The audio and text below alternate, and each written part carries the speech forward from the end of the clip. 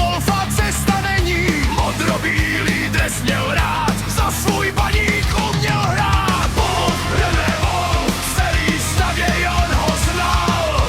Wolf, René Wolf, za svůj baník bojoval.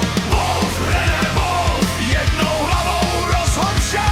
Titul jede do Ostravy, baník mistrem republiky je.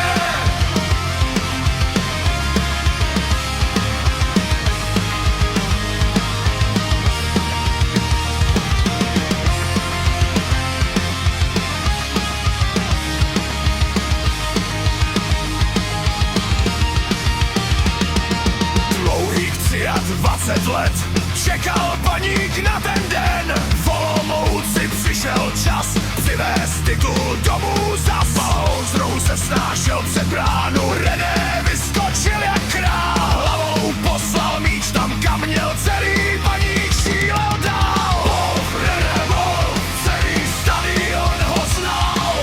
Wolf, René Wolf, za svůj baník bojoval. Wolf, René Wolf, jednou hlavou rozhodl vše. Titul jede do Ostravy, baník mistrem republiky je.